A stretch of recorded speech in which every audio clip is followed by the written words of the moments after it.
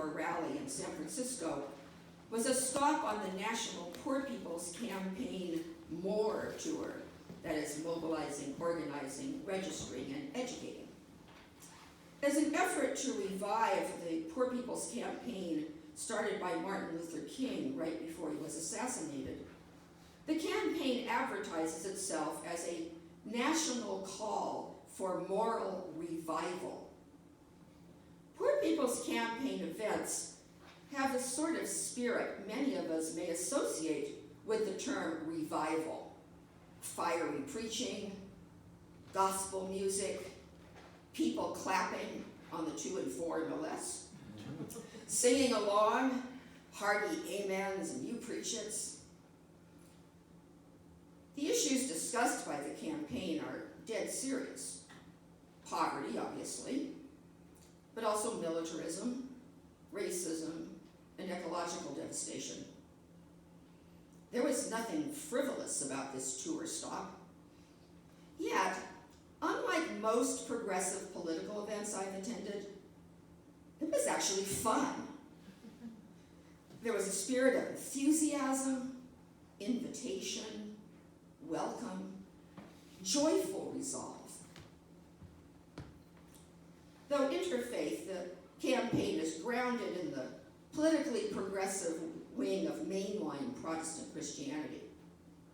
Founder and co-chair Rev Millie Phillips is an African-American minister in the Disciples of Christ. The other co-chair, Reverend Liz Theoharis, is a white Presbyterian minister. Neither denomination is currently considered evangelical, nor are they part of the historic Black church tradition, both of which may be associated with the more embodied and emotional style I have experienced at these rallies.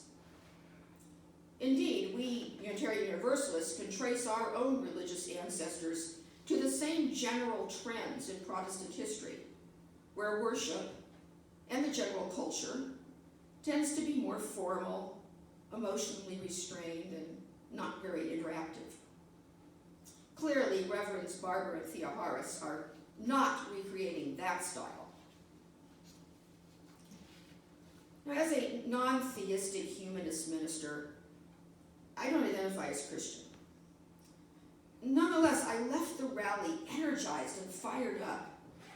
I sang and clapped. I felt the fervor. After all, social justice, and in my case labor specifically, was my only religion before I discovered Unitarian Universalism. And here was social justice with a beat. I'm a little too young to have participated in the civil rights movement, but I hear from my elders, including my husband, that its marches and rallies had a similar feeling. Now, I don't know if the Poor People's Campaign will be successful in fully reviving the spirit of the civil rights movement, or if it will prove to be merely an artificially recreated and nostalgic replica that fails to inspire enough activists in the current culture or to draw upon the grassroots fire that energized the activists of the 1960s. I'm not convinced it has all the answers, but I do know this. I left the rally angry about injustice and determined to do something, as I usually do. And this is not usual, I left without feeling drained and discouraged by the magnitude of our problems, by the painful divisions among us, or by the overwhelming poverty of our response. I felt revived. And this got me thinking, what would Unitarian Universalism look like if we had a revival of the Spirit? The turning of a new year seems like just the right time to take this idea further. Because this year, it's going to be a tough one. It's off to a rocky start already. Now, all times have been dangerous for the majority of the world's people, and I don't want to minimize that reality in any way. But there is something now that feels especially perilous. For example, climate change really is a new reality.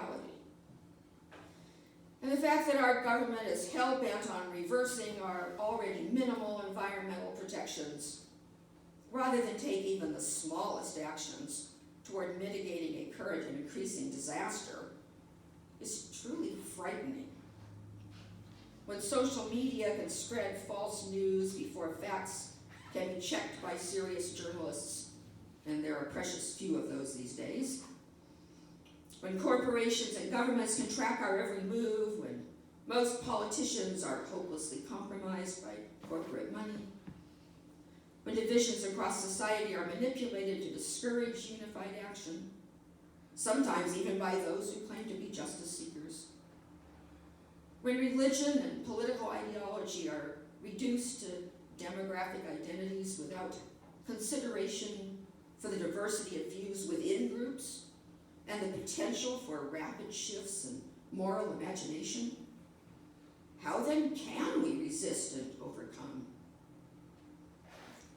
I'm encouraged that the Poor People's Campaign offers solid research on economics and social policy, a broadly inclusive definition of poverty, a disciplined independence from politicians and political parties, and a positive strategy for uniting the vast majority of us who do not profit from corporate control of government, deregulation, militarism, and racism. And it does so grounded in the belief that working for political and economic liberation is a necessary expression of our deeper faith. In my opinion, Unitarian Universalist social justice work is in need of a similar moral revival, of enthusiasm, critical thinking, inclusivity, partisan independence, and economic awareness. Now, social justice is not the only work of Unitarian Universalism. Indeed, what initially drew me into our religious, not political, but religious movement was that I found a refuge from the hostile culture of politics. The constant maneuvering and backstabbing, the dominance of egos and turfs, the disposability of activists, the demand for instant action, the absence of self-care, accountability, and sincere introspection.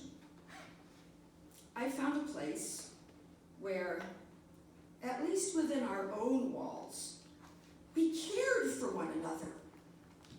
And that care was not dependent on ideological agreement. In such a space, I could drop my defenses, open up, stop censoring myself for fear of losing my livelihood and the support of my activist communities. Once I felt heard, I learned to listen. Once I felt welcomed, I learned to reach out. Once I felt supported, I learned to trust. I was revived by Unitarian Universalism. And yes, I do get that this care did not always extend beyond our walls, and it was often extended poorly, if at all, to anyone who looked or acted differently from the majority of us. Thus, I am glad that UU has ventured out more in social justice work and is challenging itself to do a better job. Yet over the course of the almost 20 years that I've been a Unitarian Universalist, the culture of our denomination nationally sometimes has begun to feel more like the cultures from which I sought refuge. And I've found that a bit disturbing and demoralizing at times. Thus, an aspect of a UU revival for me would be to reclaim those principles that preach respect and tolerance of the differences among us, while expanding their spirit to include an ever wider circle of humanity. If I have one New Year's resolution, it is to get out there and do better at practicing what I preach, to spend more time setting an example of kindness and respect for others. What else would a UU revival look like? enthusiasm, invitation, welcome, joyful resolve. This is tough to admit as a minister, as someone about to be ordained into leadership in our denomination, but I often fear inviting people to UU because I'm afraid they won't feel welcome, or the welcome they feel might be retracted once their cultural differences become more apparent. I'm afraid sometimes that in our zeal to look more diverse, rather than actually be so, we may engage in stereotyping. We may eagerly pressure and tokenize some newcomers, while subtly discouraging those whose presence might not reflect our self-image of who we think liberal religion can and should attract. If I have one more New Year's resolution, it is to become more enthusiastic myself. My fear plays into the very lack of welcome I sometimes observe. A UU revival would teach about and respect differences, but like the Poor People's Campaign, it would seek to find the common ground, where no matter how much the injustices of our society impact us differently, in both quantity and quality, we recognize that almost all of us are hurt by and have a stake in overcoming them, rather than the hesitant, judgmental spirit of permanent allyship. A UU revival would encourage the disciplined spirit of comradeship, a genuine commitment to the belief that an injury to one is an injury to all. Today, UUs spend more time judging each other than we do holding our national leaders truly accountable. A UU revival would be inspired by the words of the great Jewish theologian Abraham Heschel. A few are guilty, but all are responsible. Enthusiasm, invitation, welcome, joyful resolve. That takes being proud of Unitarian Universalism, not apologetic. And by pride, I don't mean that short-sighted, smug arrogance that leads us to feel morally superior to others. Once we have that, we are inevitably vulnerable to justified accusations of hypocrisy. No, we need the enthusiasm and pride evoked by the word revival. The sinners allegedly saved by claiming Jesus Christ as their Savior are not freed from sin itself. Rather, they are freed from permanent guilt, free to go out and preach the good news with the confidence that they are saved even though they aren't perfect. A UU revival would love the humor in Thomas Starr King's famous quote, although not its archaic gender language.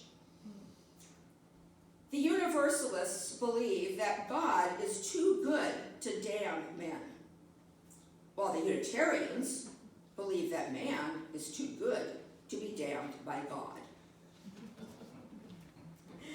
In spirit, if not in theology, I side with the Universalists on that one.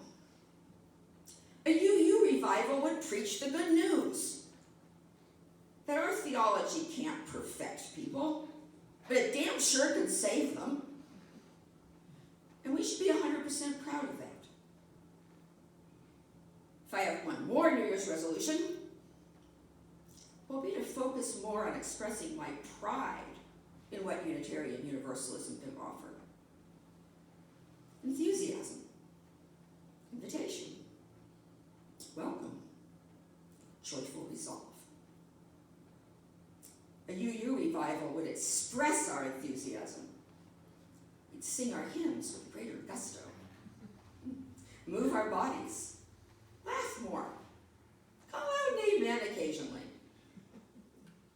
And in this world of pain and suffering, in this this time of existential dread and escapist longings and the need for exhausting, yes, it is exhausting activism, we wouldn't stop, because we are a refuge, a place where you can rest your weary soul, because we are a place where the battle-worn can recuperate, where the broken can mend, where the grief-stricken can be heard, where the lonely can find companions, where the marginalized can find respect and belonging, where we can be comrades in the spirit.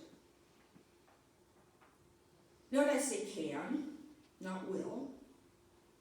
It is up to us to make that can be more consistently a will. This congregation is already on that road.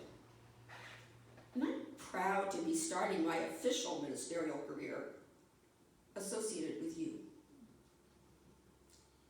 Let this be our New Year's resolution. No matter what happens this year, may our spirits be revived continually by our enthusiasm and joyful resolve, our willingness and ability to be inviting and welcoming, proud and happy to join in solidarity with all who strive for survival, freedom, respect, equality, and peace. May we contribute to the revival of a hurting world. Thank you. Please rise in body and spirit and join us in singing hymn number 1017 in the teal hymnal,